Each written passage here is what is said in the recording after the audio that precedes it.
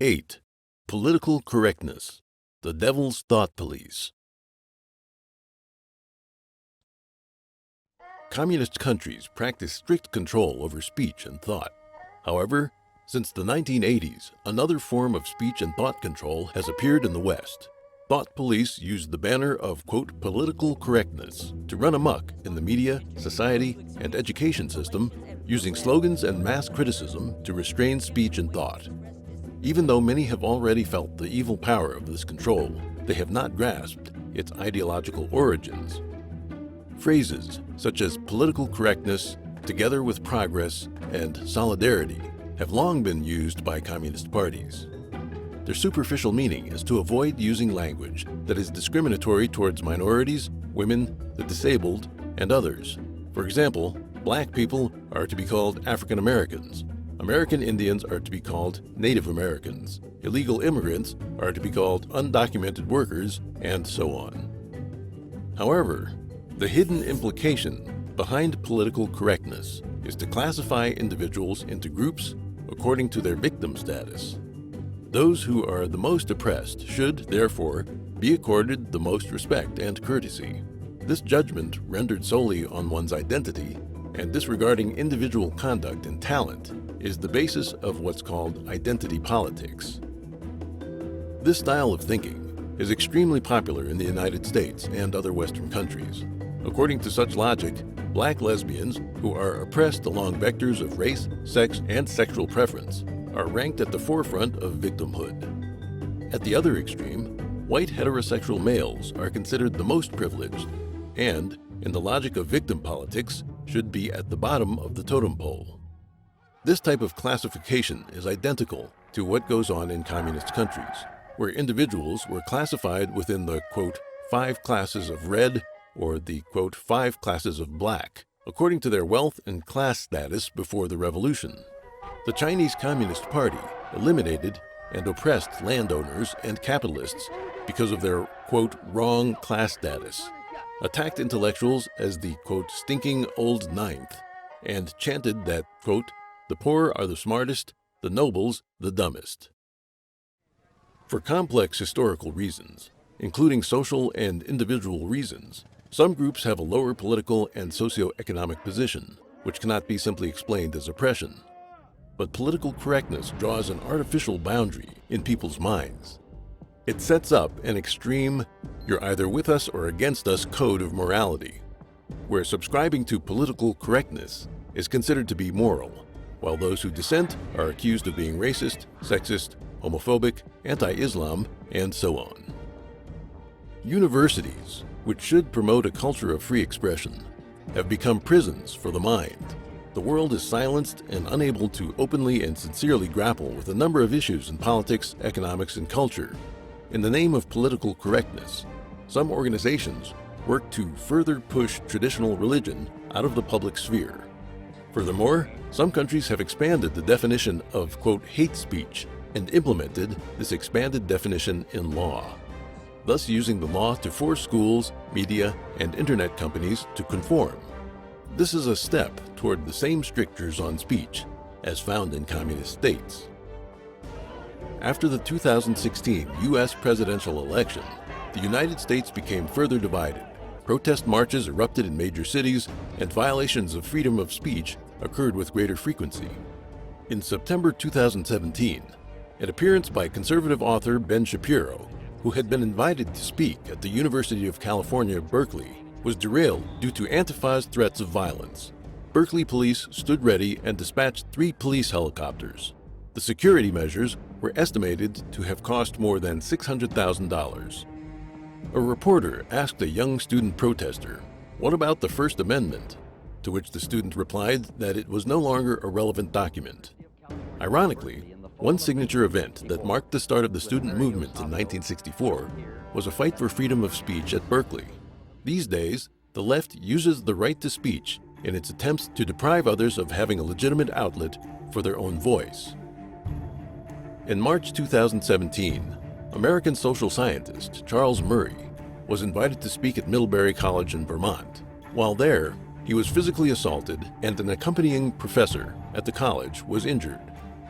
In March 2018, tenured professor Amy Wax of the University of Pennsylvania School of Law was relieved of some teaching duties after publishing a politically incorrect article. Other organizations, acting under the banner of opposing hate speech, have labeled regular conservative groups as hate groups. In addition, there have been cases of conservative authors and scholars being threatened about speaking at or attending various events. The intrusion on freedom of speech by the left is not part of normal debate between people with differing ideas. Instead, it's about the specter of communism, using people with ill intent, provoking them to obscure the truth and suppress righteous, or at least normal, voices. Political correctness, in essence, is about substituting deviant political and moral standards for righteous ones. It is the devil's thought police.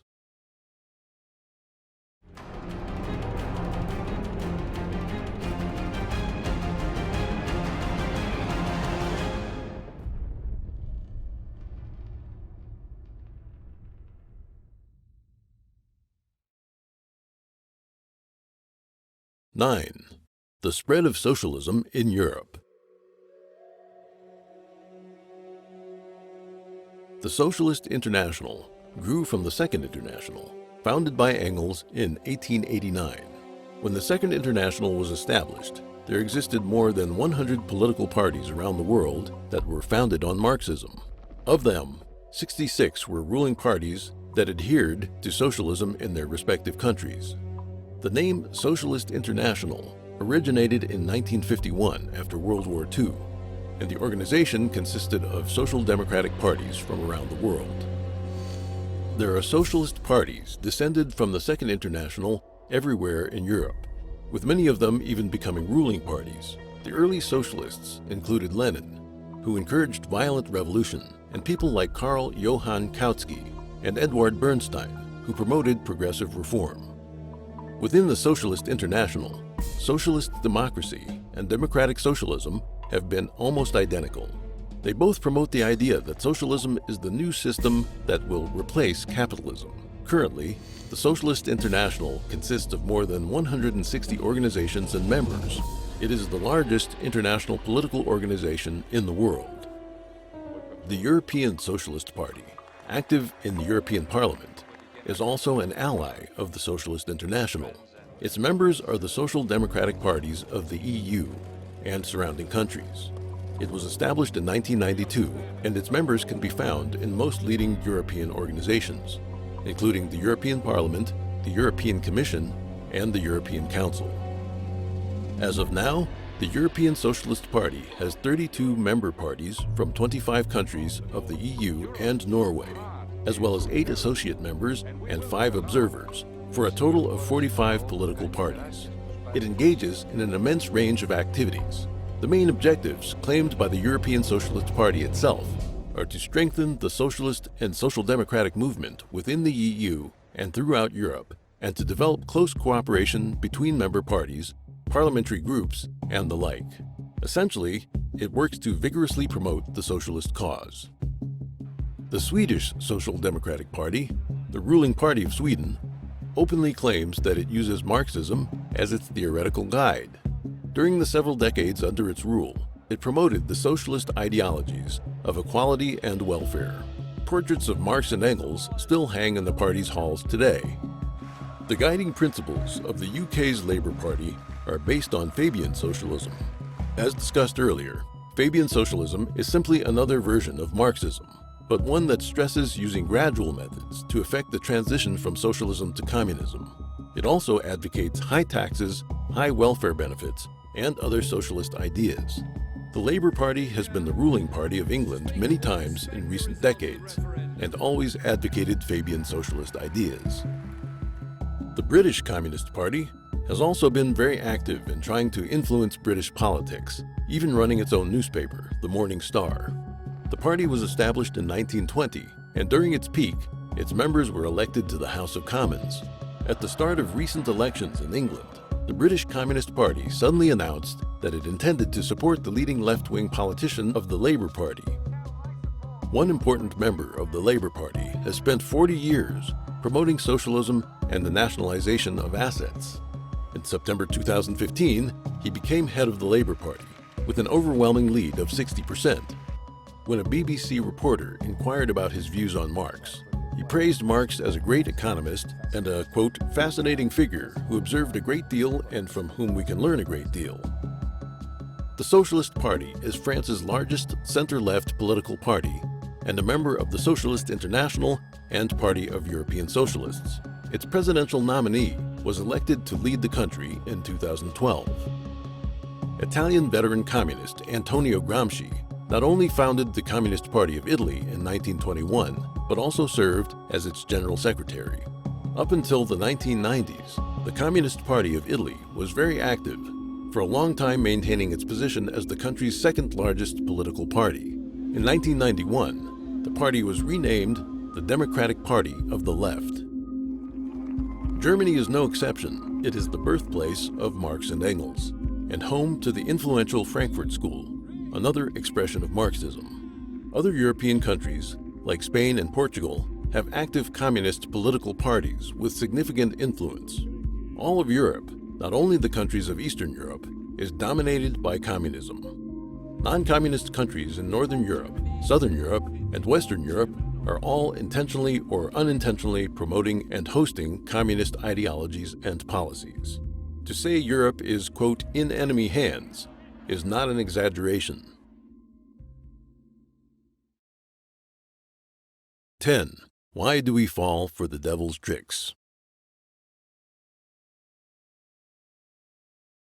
American sociologist Paul Hollander, in his book Political Pilgrims, told the stories of many young intellectuals enamored with communism who traveled to the Soviet Union, Maoist China, and Communist Cuba. While horrifying abuses were taking place, these young political pilgrims were shown none of it, and, upon their return to their countries, enthusiastically wrote books glorifying socialist policies. Communist ideology is an ideology of the devil, and as time has passed, people have seen increasingly clearly that everywhere communism goes, it is accompanied by violence, lies, war, famine, and dictatorship. The question is, why are there still so many people who wholeheartedly help the devil spread its lies, even becoming its obedient tools? In the United States, for example, people of different time periods were attracted to communism for different reasons. The very early members of the Communist Party USA were immigrants. Their economic status was low, and it was hard for them to blend into the community. They thus joined the party, mainly due to influences from their homelands, primarily Russia and Eastern European countries. After the Great Depression, the influence of Marxism in the West dramatically increased, and almost the entire intellectual class in the West began a leftward turn. Numerous intellectuals went to visit the Soviet Union, and after returning home, gave speeches and wrote books promoting communist ideology. Those involved included many influential thinkers, writers, artists, and reporters. The baby boomer generation entered college during the 1960s, growing up in post-war affluence, yet they were misled by communist-inflected ideologies into taking up other countercultural stances in the form of anti-war protests, feminism, and the like. The next generation of students was taught left-leaning material right out of their textbooks because their teachers were the tenured radicals. Thus, communism's long march through the institutions had finally succeeded, beginning a cycle intended to reproduce and maintain itself forever.